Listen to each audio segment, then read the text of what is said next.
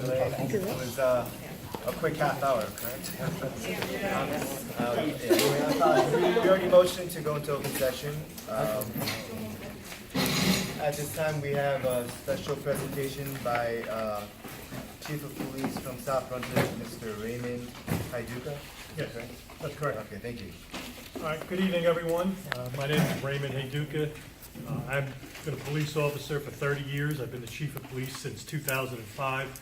I just want to put it on the record, I'm not here as the Chief of Police. I'm here as a private consultant. It has nothing to do with my employment as the police chief. But I'm going to give you some of my experiences regarding school safety. I've been involved with the schools, school security, and the school resource officer program since 1999. I was thrust into it after the Columbine incident. I'm sure many of you remember that. It created, quite a stir and probably a situation similar to here after the Parkland incident. What are we going to do? I was involved with we implemented what is considered a model SRO program. It was emulated by many agencies throughout the state. I supervised it and managed it throughout my career. I started in there as a first-line supervisor, as a sergeant, running the program, and I kept my hand in it through every rank. And to this day, as the Chief of Police, I am very involved with the schools and the security program. That is a priority to me. And I continually review the best practices, model programs throughout the country. I studied the Columbine incident. I met with people from the Columbine incident, the Parkland incident. I always want to look at what's the best practices, how can we improve. I've also written procedures, lockdown procedures for the school districts, plans. Where I currently work at South Brunswick, we actually have an officer run these drills every month. You're required by statute to have a specific number of fire, lockdown procedures that ensure that they're done every month. And we took it a step further with an agreement with the school board in South Brunswick. We have an excellent relationship. We're able to do that. And the school actually funds that officer to do that. I'll get more into that later. But initially, I want to tell you, there's a big difference between a school resource officer or a Class 3 police officer, which I'll explain, and someone that is armed security. Even an armed security officer that is a retired police officer, it's night and day. You have to understand, even if you're armed and a retired officer, you have no law enforcement powers. Your powers and duties and what you can do are limited in the school setting, even though you're assigned here. Just going to note that the State Department of Education, Office of School Planning and Preparedness and Emergency Planning, they support school districts' consideration of school resource officers' employment. They do acknowledge that it's a cost. You'll see controversies occasionally when they are going to put police officers or armed officers in the schools. Just recently, you could Google it to northjersey.com. They were truly, in Bloomfield, New Jersey, they were opposed to them. I'm not sure what the outcome is at this point, but there was actually a group opposing it. I think a lot of times that's because of misunderstanding. And obviously I can answer questions about that, what they do, what they're allowed to do. I'm going to give an overview of possible options related to school security, and I'll briefly discuss some of the options, some of the downsides of each one. The first one I'm going to talk about is the School Resource Officer Program. It's very common in the state of New Jersey. It actually started out in the 1950s in Flint, Michigan. So this isn't really a new concept. It did pick up steam after the Columbine incident, where you have a uniformed police officer in the school. Occasionally they're not in uniform if they have a special detail, but the idea is for everyone to understand there's a uniformed police officer. Obviously, if you're hired as a police officer, you're subject to a background, a medical examination, a psychological check. They're mandated by law, and the reality is that psychological checks are not mandated for everyone. I believe every department in the state is doing it. I don't know any that's not. The SRO concept is a triad concept. The police officer acts as a law enforcement officer, a teacher, and a counselor. He has multiple duties. He's there to mentor students, He's there to make sure they're secure, make recommendations to the school, and work hand in hand with school officials. They have specialized training for schools resource officers. It's mandated by the Police Training Commission. I think within your first year, you have to have this training.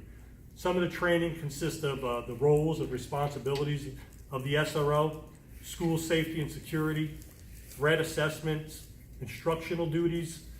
They have to understand the memorandum of understanding between law enforcement and school officials, terrorism training, fundings, grants, search and seizure related to juveniles, which is a very big issue, mentoring, and they have a block on working with school officials. It is a 1-week course. In addition, police officers are required to have yearly in-service training. They still have to have their normal law enforcement updated training, CPR, search and seizure, firearms. The model school resource officer program, it's highly recommended that they're not there to enforce the rules. For example, if a child has a cell phone or they're wearing a hat, they don't want the police officer telling the kid take the hat off. He can report it to the school official. He's not there to be the disciplinarian. He's there to be a trusted person. He's there to enforce the law, protect the students, counsel them. Some programs go as far as having them teach in the classroom, which is a great way to develop a rapport with the student. The cost needs to be negotiated between the school and municipal officials. Some programs, the municipality just picks it up. For example, when I started in South Brunswick, the municipality picked it up. We had 7 SROs. We had 13 schools, large district. When the economy hit, we had made some modifications. We were able to downsize it, which schools are very safe. Now we have a shared cost. The schools pay 80% of the bill.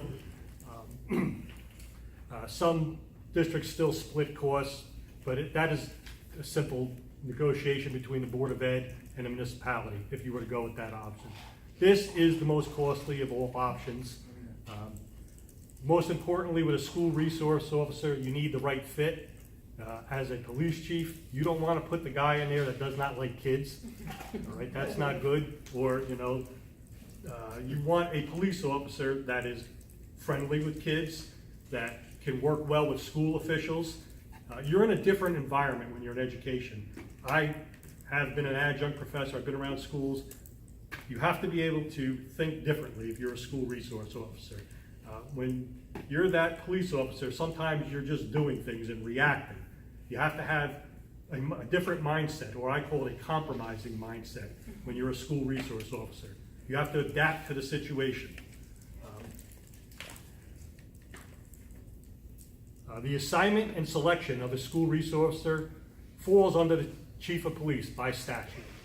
Now, it's a statute that's guarded, and a right of assignment is guarded by the police chief.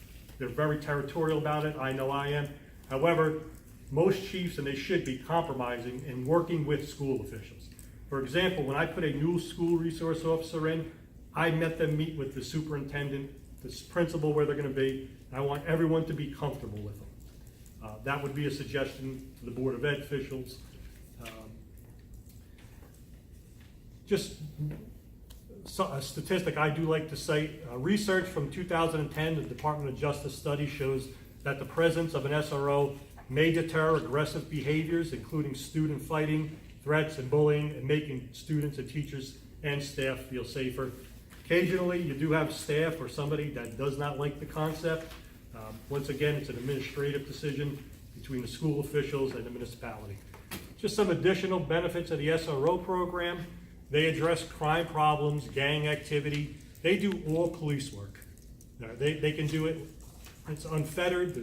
You can't stop them from, an armed guard doesn't have that right or privilege, but a police officer does. They do crime prevention programs for students and staff. They assist with the school policy. A lot of times they're trained in conflict resolution between students. And something very important, you train them to make recommendations for physical changes on school property. For example, my SRO, he made some recommendations that were really inexpensive about locking back doors. That's a very big campus, very easy for anyone to access. some simple changes just by having that professional police officer in there would assist. I just want to note, some of these functions can be performed by a Class 3 officer, but their Class 3 officer, which I'm going to discuss now, their primary function is school security. Now, a Class 3 police officer is a retired police officer.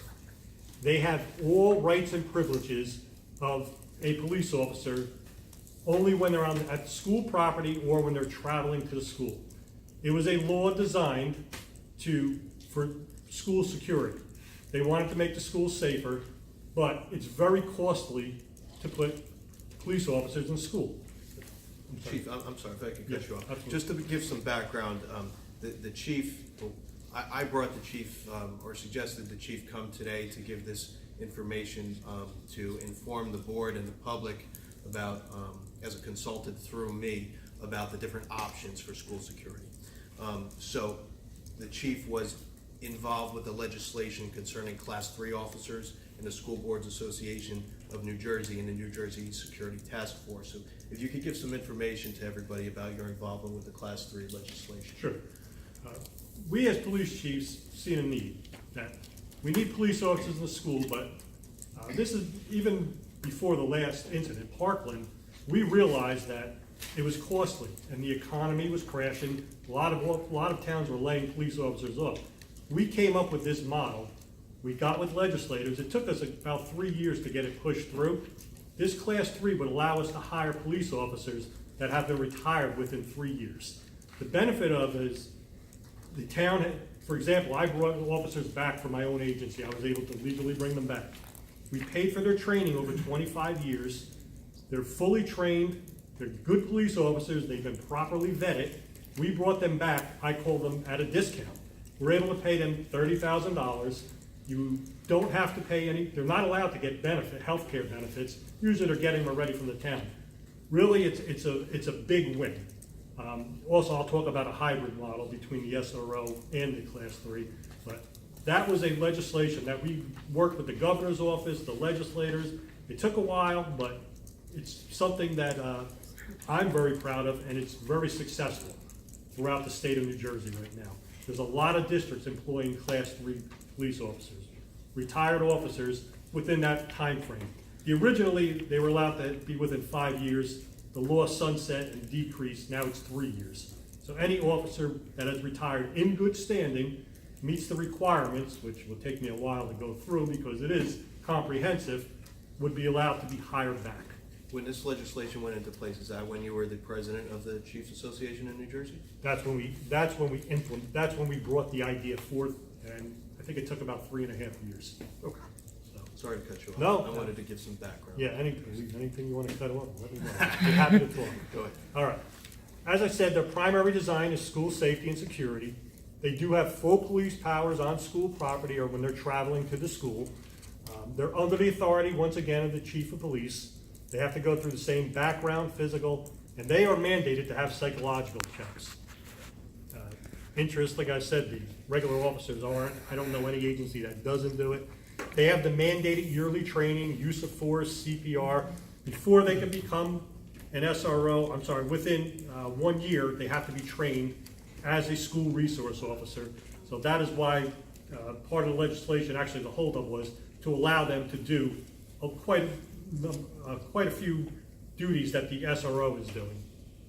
I consider this the least costly option. Usually the rate is between $30 to $35 an hour. There's other ancillary costs such as uniforms.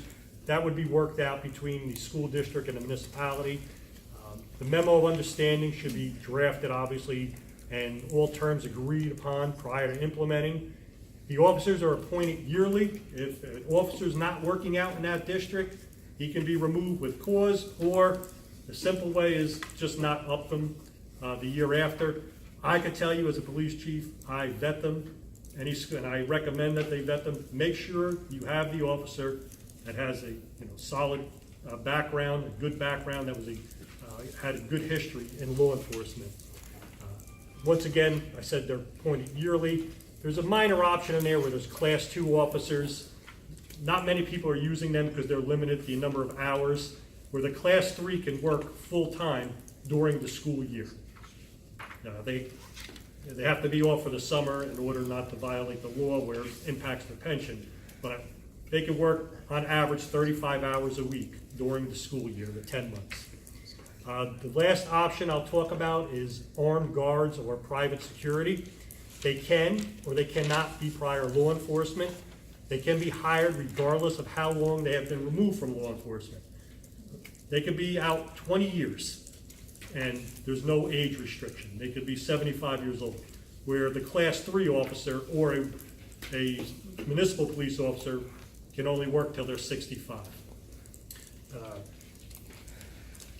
They're supposed to be, they still should be licensed under the SORA, that's the Security Officer Registration Act. So they have to go through a background check through the state police. Now there's a difference in backgrounds. There's a criminal history and there's an extensive background. When I do a background on any police officer or any police employee for that matter, they get the standard criminal arrest. We find out if they've ever been arrested, convicted, if they haven't been convicted, but we also take it a step further. We go to past employers. We want to know what they've done in college, in high school. We delve in deeply to find out if there's anything that we missed that just didn't come up on a criminal arrest history.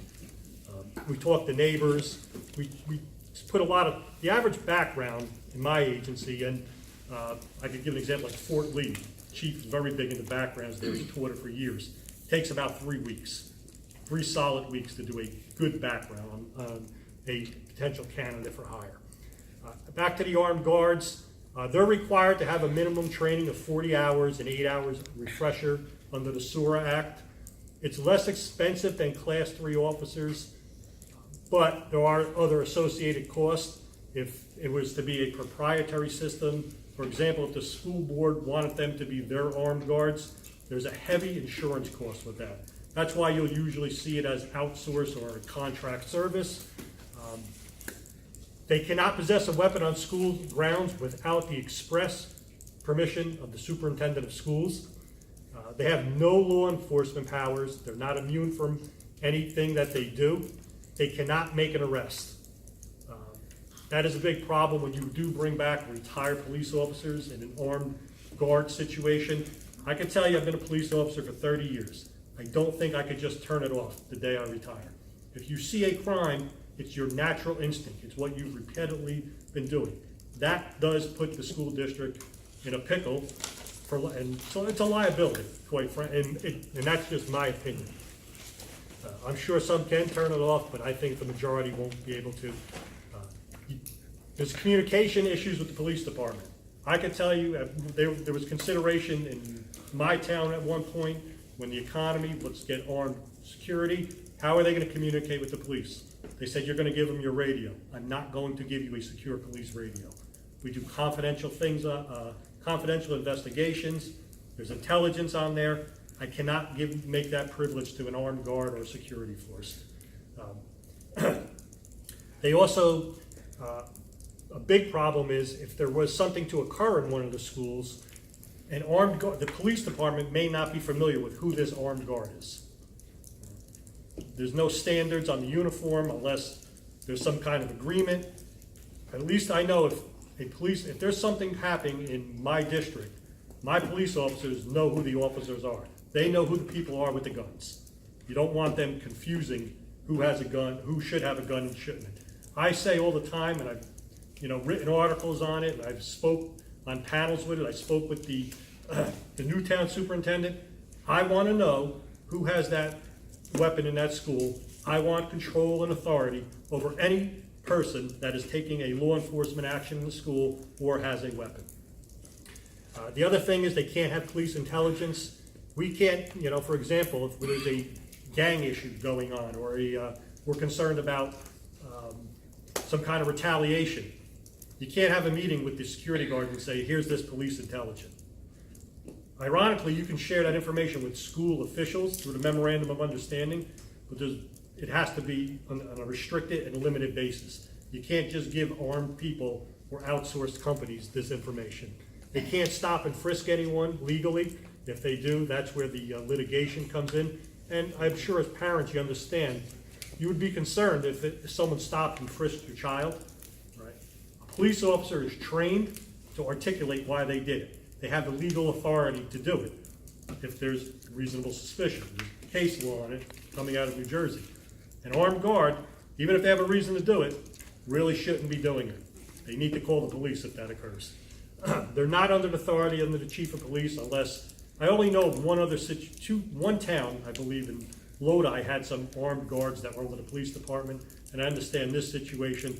I couldn't tell you how it worked out, but usually anyone that does have a weapon should be under the authority of the police chief. The Board of Ed would bear responsibility for any liability or any incidents that go bad. They would have to answer for it. And you may need additional liability insurance. Now, in closing, I'm sure you're going to have a lot of questions. What I always recommend is have a comprehensive memorandum of understanding. If you're going to hire them, you have to be familiar with the law enforcement memorandum of understanding between school officials and law enforcement. You can pull that up online. I'm sure every district has one. When people ask me personally, I like the hybrid approach now. I have an SRO, and I have a set amount of Class 3 officers, highly trained, well-respected, and properly vetted Class 3 officers. The SRO is very important to me because he can communicate with the Class 3 officers, and he can handle the limited things that they can't. Also, there are some union issues and things in the law you can't supplant. If you never had an SRO, you can go straight with the Class 3 program. The one thing I want everyone to be aware of, don't be lured into a false sense of security, no matter how much security or law enforcement you have. I highly recommend to every Board of Ed, when I get involved in these talks, have some kind of school security survey. Look at your target hardening. The best line of defense is making sure the doors are locked, making sure they just don't let anybody in. Now, your SRO could assist you with that, but I can tell you in South Brunswick, the campus is 1 mile. Not too long ago, I'd say probably early spring, I always have my radio with me. They called the police officer in the school, the SRO. They said, "Officer, go down, there's a first aid issue down in the gym." He said, "It's gonna take me 20 minutes to get there, dispatch the district car." So Murphy's Law, if something goes wrong, someone comes to that front door, there's a chance that the police officer is gonna be at the furthest point. So don't be lured into a false sense of security. I always emphasize, look at your target hardening, look at your security measures in addition to your school resource officers and your any kind of security you're going to bring. At that point, I conclude. And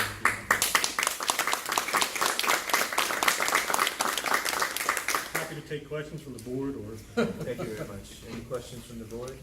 No, it's very good. Yes, it was. Presentation. Thank you, that was very informative. Any questions over there?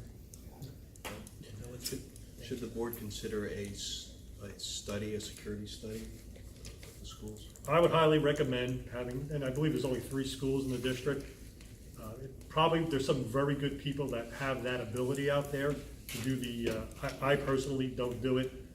There are people that I could recommend. I probably would be under the bid threshold for the cost, or you could bid it out or make it you couldn't make it a contract. But yes, I would recommend that. Get somebody in here, you'll get them in there promptly, I'm sure, and they would develop some school security surveys. I happen to personally have a police officer that I sent to training that does that. I'd like to make a motion that I resolve that we go ahead with that study. I'll second that. Any discussion with this? Can I just Oh, yes. add a little piece to that, Chief, and I thank you for your time. I have been advised not to comment by my own personal attorney, but for the record and for the public certification, we have had many security summits here. Last winter, we had a symposium with people from the state police, county police, local police department. We had Dr. Gambino's office here.